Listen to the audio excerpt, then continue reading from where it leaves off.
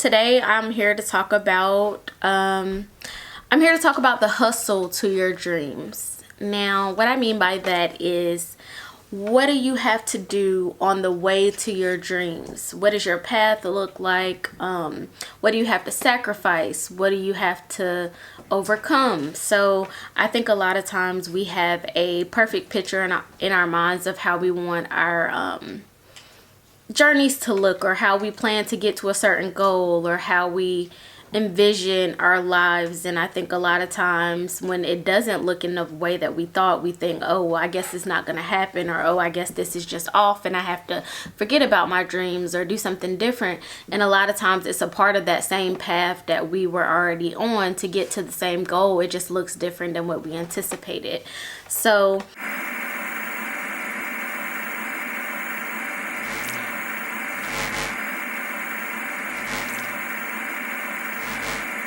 when I say hustle, the hustle on the way to your dreams, or the hustle on the way to a specific goal, I mean hustling in the sense of doing maybe jobs that you weren't planning to ever do, or having jobs you weren't ever planning to have, working at places you were never planning to work, with people you would never see yourself working with, whatever, what have you. A lot of times we have to do a lot of things on the way to our dreams that we didn't plan for, but it doesn't mean our dreams are unattainable or that they're not still happening. So for example, I have always been passionate about education and working in education eventually, but my goal straight out of grad school wasn't to work in education. It was to work in the film and TV industry and the entertainment business. And fortunately, the job that I got directly out of grad school was in education. But funny story, I actually did have the opportunity to work in the entertainment industry. When I first moved out to LA, I applied for something called the NBC Page program, and I actually made it through the first round of candidates, and unfortunately they were only paying $14.25 an hour for each page. It would have been a great opportunity to take on, but at the time I was living in an Airbnb in Hollywood, in North Hollywood specifically, and at that time I didn't have a place yet. I didn't have anything else lined up, and I was just like, I don't really know if this is a great idea. Then boom, this education job popped up that I had applied for already, and they were offering me a salary position. At first, though, I was going to be a substitute teacher for this company that I worked for. And it was going to be that I was just substituting here and there while trying to break into the industry. But they looked at my resume, they saw that I had greater qualifications and level of education, and they reached out to me and said, would you like a bigger position within the company? That became my way to stay in LA. So if I had taken that NBC Page program position, first off, I wouldn't have had enough money to get a place. Secondly, it would have came and went and been over, and I would have had to leave LA and head back to the East Coast, because how was I going to sustain myself? And I think that was really my first big girl decision straight out of grad school, or straight out of being in school for so many years, where I had to.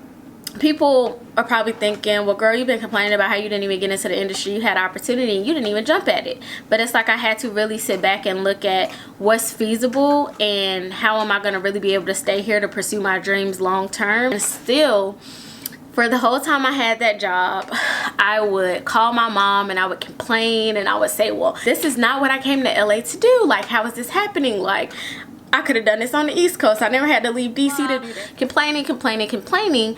While if I would have went back and thought about it, which I did later, I prayed for purpose after being out of grad school and not being able to find a job for months.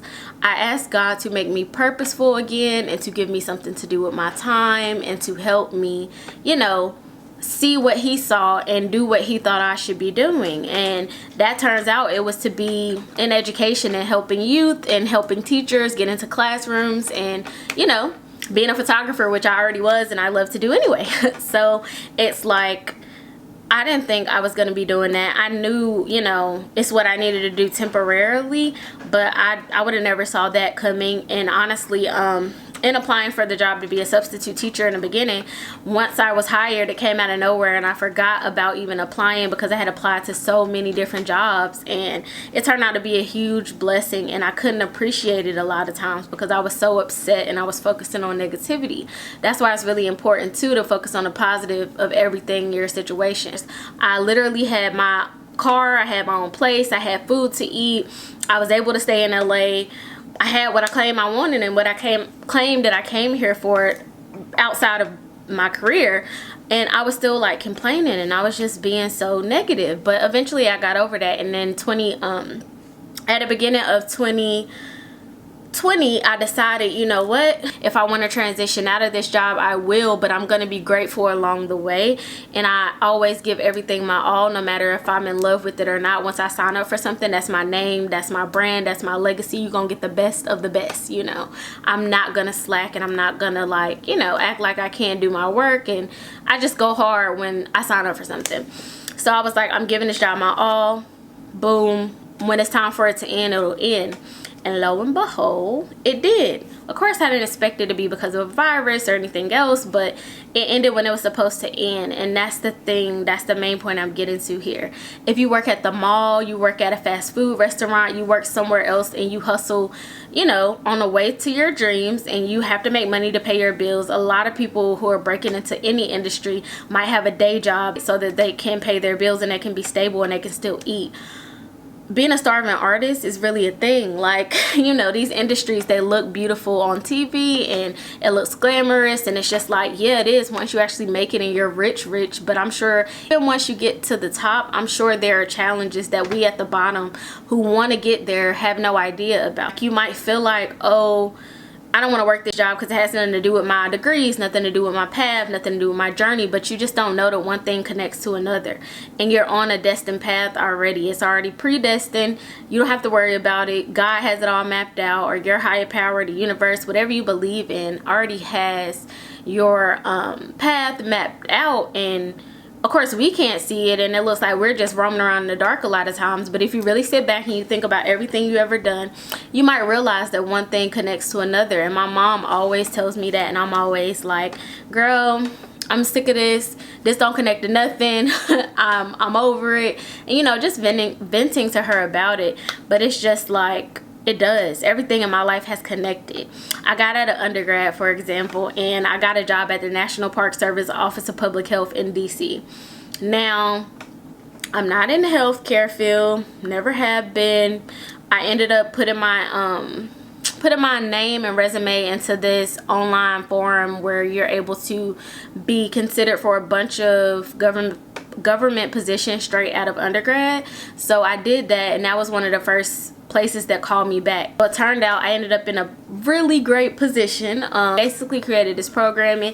We went to local schools that had a heavy quote-unquote minority population or population of color, and we would go there and we would take the students to the parks, and we had all this different educational gaming and programming that we would do with them, and it was amazing. It was like an amazing experience. And it just, you know, not only did I need it in my life at the time, I needed it because I needed the money because I was in grad school and it was paying me, and I was staying in DC, and I also had a job on campus, but everything was kind of part-time because I was a full-time graduate student.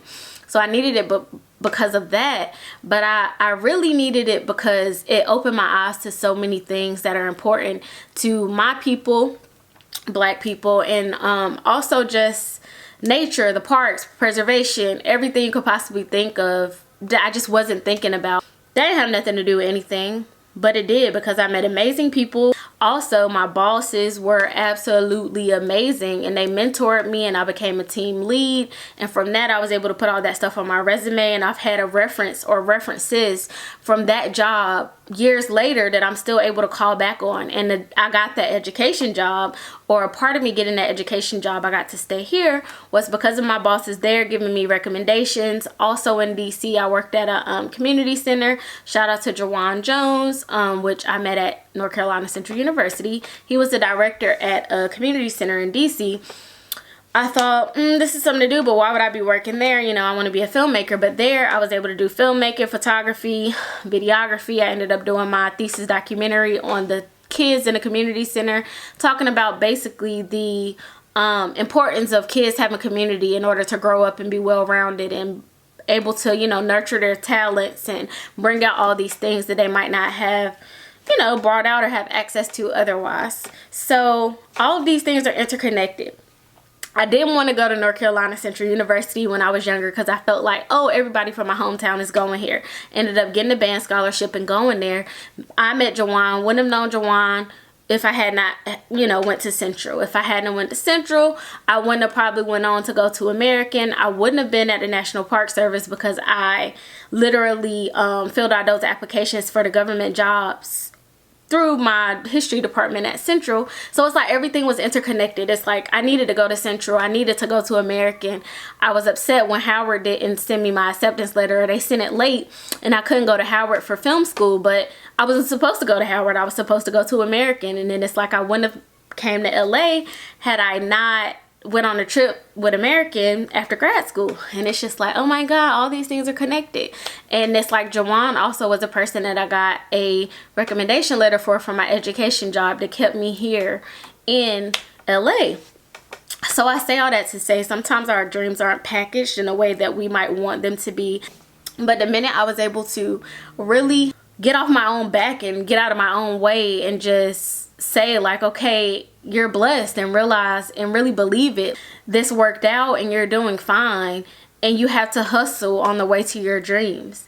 Ava DuVernay, for example, was 32 when she decided that she was going to go into filmmaking, and look at her in filmmaking now. She was a publicist before. Oprah in Chicago as a reporter, they was not feeling sis at all. Now Oprah is the richest woman ever. Like, you know, she has bank and she has so much money. She's able to help so many other people.